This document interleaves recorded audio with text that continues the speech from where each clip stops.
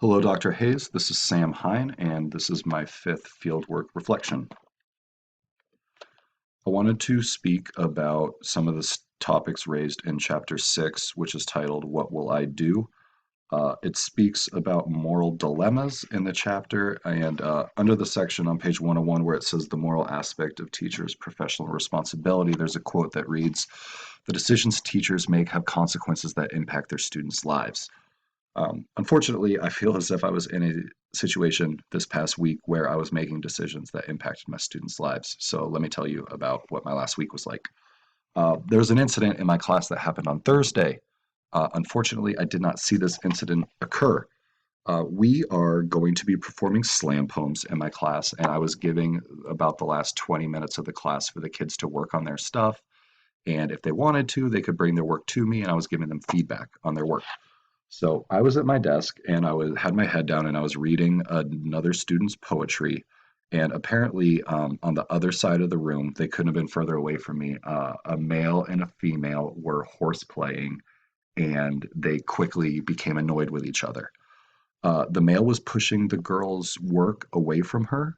He was like pushing her paper off her desk, and she got sick of it and she retaliated and she tried to push some of his belongings off of his desk.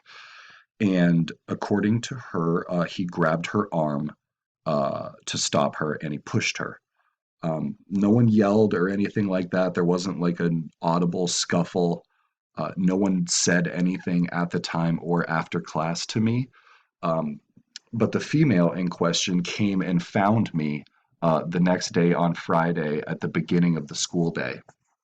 And she told me what happened. And she told me that she talked to her dad and he was very upset. And she showed me her arm. She characterized the bruise, she had bruising on her arm. She characterized them as giant bruises.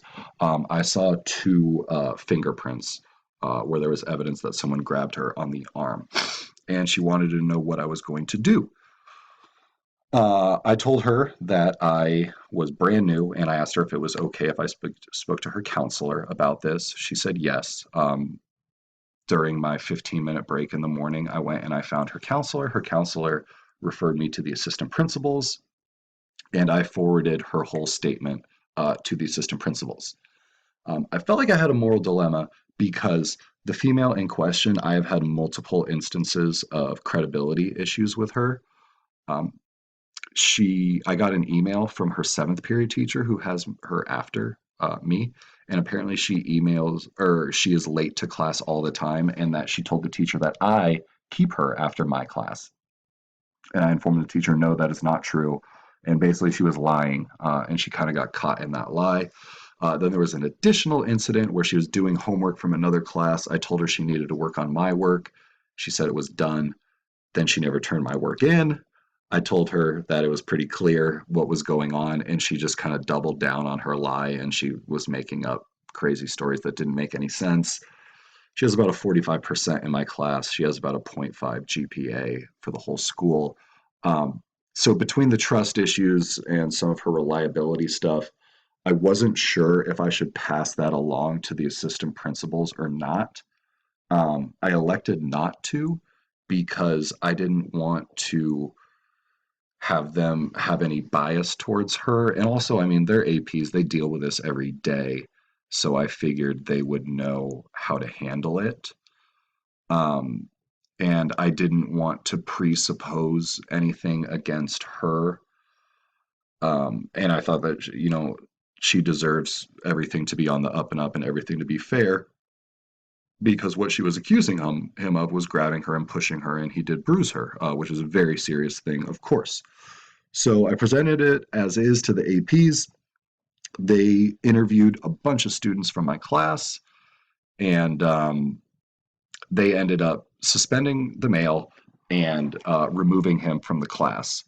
Uh, Additionally, the female, she was in a really poor state when I did see her on Friday. We were doing group work. She told me she couldn't work in groups. She has to go to the bathroom. She left for like 20 minutes.